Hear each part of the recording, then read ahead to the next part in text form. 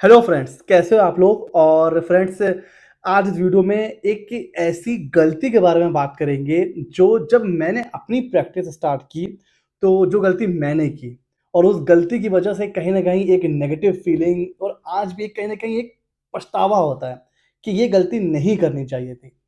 और जो लोग प्रैक्टिस कर रहे हैं और जिनकी प्रैक्टिस अब अच्छा खासा टाइम हो चुका है, वो लोग रिलेट करेंगे। कहीं न कहीं उन्होंने भी ये सिचुएशन देखी होगी या हो सकता है वो उन्होंने भी ये काम किया हो।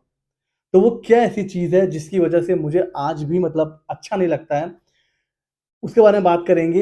एंड प्रैक्टिस करते मतलब हम जब हम प्रैक्टिस स्टार्ट करते हैं तो हमारे दिमाग में क्या होता है कि बस क्लाइंट्स बनने स्टार्ट हो जाएँ, क्योंकि जैसे-जैसे क्लाइंट्स बनेंगे, प्रैक्टिस ग्रो करेगी और एक माइंड में एक फिगर होती है ना कि हमें मंथली इतनी अर्निंग करनी है। तो उसके लिए भाई क्लाइंट्स होंगे, फिर धीरे-धीरे 1 से 2, 2 से 4, 4 से 8, तभी तो हम वो जो हमारी अर्निंग है वो हम अचीव कर पाएँगे। तो जब हम प्रैक्टिस स्टार्ट करते हैं ना, तो इनिशियल डेज़ में सबसे बड़ी टेंशन होती है कि भाई क्लाइंट्स कहाँ से बनेंगे? और जब क्लाइंट्स बनने शुरू होते हैं, जैसे जब मैंने प्रैक्टिस स्टार्ट करी, तो जब मेरे क्लाइंट्स बनने शुरू हुए, तो उसमें मैंने सबसे बड़ी गलती की और ये अक्सर गलती हो जाती है। और जो लोग प्रैक्टिस करने के बारे में सोच भी रहे हैं, तो इसलिए मैं वीडियो बना रहा हूँ कि आप ये गलती मत करिएगा। वो गलती क्या है? किसी भी प्रोफ़ेशनल वर्क के लिए ज़रूरत से ज़्यादा कम फ़ीस चार्ज करना। जी हाँ फ्रेंड्स, होता क्या है, जब हमारी नई-नई प्रैक्टिस होती है तो हमें डर इस बात का होता है कि कहीं क्लाइंट हमारे हाथ से ना निकल जाए। आज ये क्लाइंट हमारे पास आया है, हमने प्रैक्टिस स्टार्ट करी है, पहला क्लाइंट हमारे पास आया है, कहीं ऐसा ना हो कि फ़ीस की वजह से क्लाइंट हाथ से निकल जाए। और इस एक डर की वजह से इतनी कम फ़ीस चार्ज कर लेते हैं हम लोग कि आगे चलकर फिर हमें एक कहीं न कहीं नेगेटिव फीलिंग, बुरा लगता है कि यार बहुत कम फ़ीस चार्ज कर ली, सिर्फ़ क्लाइंट्स हाथ से ना निकल जाए, इस वजह से। अच्छा, जब हम ज़रूरत से ज़्यादा, जितनी नीड नहीं थी उससे ज़्यादा डिस्काउंट देते हैं, तो 2 नुकसान होते हैं। पर्सनल लेवल पर हमारी प्रैक्टिस को तो नुकसान होता ही है, हमारे प्रोफ़ेशन को भी कहीं न कहीं नुकसान होता है, कहीं न कहीं प्रोफ़ेशन की वैल्यू कम होती है, कहीं न कहीं प्रोफ़ेशन डिफ़ेम होता है। तो पर्सनल लेवल पे कैसे लॉस होता है? देखिए, मैंने गलती क्या करी वो बताता हूँ पहले। देखिए, सबसे पहले क्लाइंट्स कौन-सा बनता है? सबको पता है आईटीआर फाइलिंग। आईटीआर फाइलिंग के क्लाइंट्स क्योंकि ज़्यादा होते हैं, तो वो आसानी से अवेलेबल होते हैं।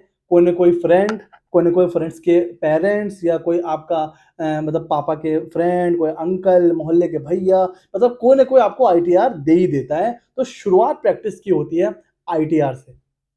इसीलिए मैंने कुछ दिन पहले एक वीडियो बनाया था कि भाई अगर आप प्रैक्टिस स्टार्ट करने के बारे में सोच रहे हैं, तो बेस्ट टाइम है, बिकॉज़ आईटीआर फाइलिंग स्टार्ट हो चुकी है। मई एंड हो चुका है, मतलब होने ही वाला है, जून स्टार्ट होने वाला है, जून-जुलाई में अब सीज़न स्टार्ट हो जाएगा आईटीआर फाइलिंग का। तो अगर प्रैक्टिस स्टार्ट करने के बारे में सोच रहे थे, तो यही वो टाइम है, क्योंकि आईटीआर के क्लाइंट आपको भर-भर के मिलेंगे। थोड़ी-सी मेहनत आपको करनी है और आईटीआर के क्लाइंट्स तो आपको मिल ही जाएँगे। तो मुझे भी जो पहला क्लाइंट मिला वो आईटीआर फाइलिंग का था।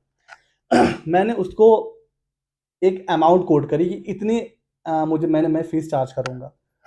लेकिन चलो मैं आपको रिवील कर ही देता हूँ। मैंने जो अपना पहला आईटीआर फाइल किया वो मैंने ₹200 ₹200 में अपना मैंने पहला आईटीआर फाइल करा था। हो गए होंगे 8 से 8-10 साल पहले की बात है। तो आज जब मैं सोचता हूँ ना कि यार ₹200 में मैंने आईटीआर फाइल करा है, तो मुझे मतलब अंदर से अच्छी फीलिंग नहीं आती है। मतलब कहीं न कहीं मैंने अपने साथ तो गलत किया ही अपने साथ, और अपने कहीं न कहीं प्रोफ़ेशन के साथ भी मैंने कुछ मतलब गलत किया। हालाँकि उस समय मैं सीए नहीं बना था, मैं एज़ अ नॉन सीए काम कर रहा था, बट फिर भी इतने कम पैसे नहीं चार्ज करने चाहिए थे क्लाइंट से। तो मैंने उनको शायद 1000 कोट किया था, तो उन्होंने कम करते-करते 200, मुझे इस बात का डर था कहीं क्लाइंट हाथ से ना निकल जाए, इसलिए मैंने बहुत कम फ़ीस चार्ज कर लिया।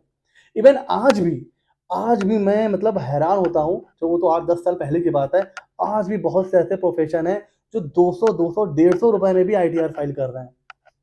तो जब हम ज़रूरत से ज़्यादा कम फ़ीस चार्ज करते हैं, तो हमारा डर क्या होता है बताइए? कि कहीं आईटी कि हमारा क्लाइंट कहीं हाथ से ना निकल जाए।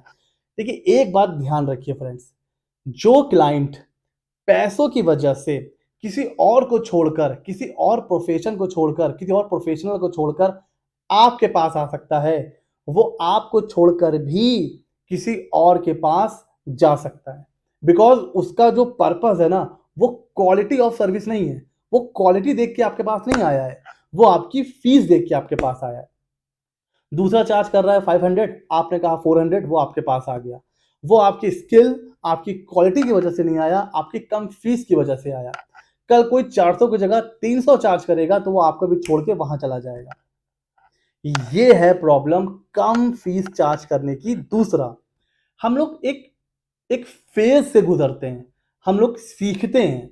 ठीक है, आईटीआर फाइल करने में बहुत कम टाइम लगता है, लेकिन वो कम टाइम क्यों लगता है? बिकॉज हमने महीनों आईटीआर फाइलिंग सीखी है, हमने इनकम टैक्स पढ़ा है, हमने डिडक्शंस के बारे में पढ़ा है, हमने पूरा कोर्स किया है, हमने एग्जाम पास करा है, हमने सर्टिफिकेट एग्जाम दिया है, तब हमें सर्टिफिकेट मिला है। हमने हमने कई महीनों तक किसी सीए या किसी लॉ फर्म में काम किया है। एक फेज से हम लोग गुजरे हैं, तब जाके हमें आईटीआर फाइल करना ये आया है। तो जो हम फीस चार्ज करते हैं ना, वो आईटीआर फाइलिंग तो करते ही हैं, बट वो जो हमने मेहनत करी है, जो उसके पीछे हमने अपनी स्किल डेवलप करी है, उसका पैसा हम चार्ज करते हैं। तो जब हम बहुत कम फीस चार्ज करते हैं ना प्रैक्टिस में, तो अपना नुकसान करते हैं, प्रोफेशन का नुकसान करते हैं। तो जब मैंने अपनी प्रैक्टिस स्टार्ट करी, जब मैं एकदम नया था, मेरे पास कोई क्लाइंट्स नहीं थे, तो मैंने ये गलती करी। और मुझे पता है, आप लोग मुझे कमेंट सेक्शन में ज़रूर बताइएगा, ऐसी सिचुएशन आपके साथ भी हुई होगी, जब आपने सिर्फ इस वजह से कम फीस चार्ज करी होगी कि कहीं क्लाइंट हाथ से ना निकल जाए। ऐसा हुआ होगा, मुझे कमेंट सेक्शन में ज़रूर बताइए। और जो लोग प्रैक्टिस स्टार्ट करने जा रहे हैं, उनके साथ भी ये सिचुएशन आएगी। एंड अगर आपको ये लगेगा कि यार अगर क्लाइंट हाथ से निकल गया तो पैसे कहाँ से आएंगे, वो क्लाइंट आपका परमानेंट क्लाइंट नहीं होगा, वो एक बार आपसे काम कराएगा और चला जाएगा। तो ये मत सोचिए कि क्लाइंट चला गया, ऐसे क्लाइंट्स जा रहे हैं तो जाने दीजिए।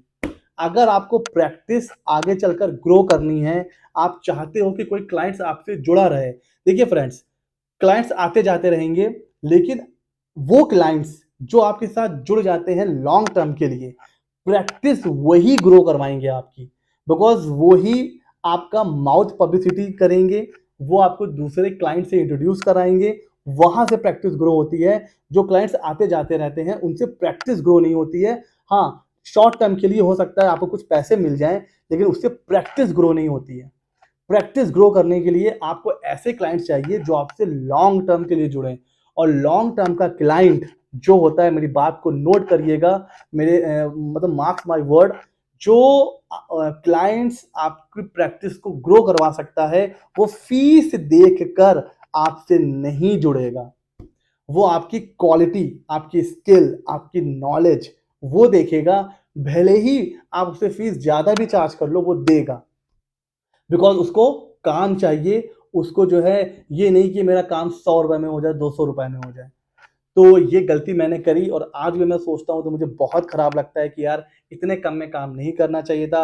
आज के टाइम में मुझे कोई क्लाइंट्स अगर कहता है कि सर कम में कर दीजिए, मैं हाथ जोड़ लेता हूँ, मैं कहता हूँ सर आपको कहीं भी करवाना है आप करवा सकते हैं, मैं इतने कम में काम नहीं कर पाऊंगा।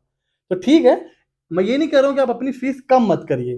देखिए, इनिशियल स्टेज है प्रैक्टिस का, भाई खर्चे भी होते हैं, तो क्लाइंट्स को रिटेन भी करना है, तो आप डिस्काउंट दे सकते हैं। बट इतना ज़्यादा मत कर दीजिए कि 100 रुपए में आईटीआर फाइल हो रहा है, 200 रुपए में जीएसटी रजिस्ट्रेशन हो रहा है, 150 रुपए में जीएसटी रिटर्न फाइल हो रहे हैं। ऐसा करके ना आप खुद कभी ग्रो कर पाएंगे और प्रोफेशन भी धीरे धीरे डेड हो जाएगा।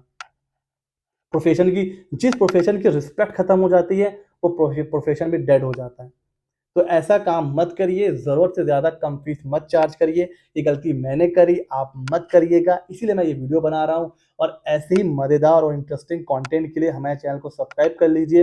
एंड फ्रेंड्स, हमारे चैनल का मतलब जो लोग हमसे जुड़े हुए हैं लॉन्ग टर्म से, तो मैं उनसे फीडबैक लेना चाहूँगा कि जो हमारे वीडियोज़ हैं, उनसे उनकी नॉलेज में कुछ इंप्रूवमेंट हो रहा है, नहीं हो रहा है, कंटेंट में हमारे क्या कमी है, हम और क्या इंप्रूव कर सकते हैं। क्योंकि अब हम लोग बहुत टाइम से जुड़े हुए हैं, तो हम लोग एक फ्रेंड, एक फैमिली की तरह हैं। तो आप अपना मुझे फीडबैक दीजिए कि मैं और क्या इंप्रूव कर सकता हूँ अपने कंटेंट में। और जुड़े रहिए, अगर आप नए हैं तो सब्सक्राइब कर लीजिए। मिलते हैं अगले नॉलेजेबल वीडियो में।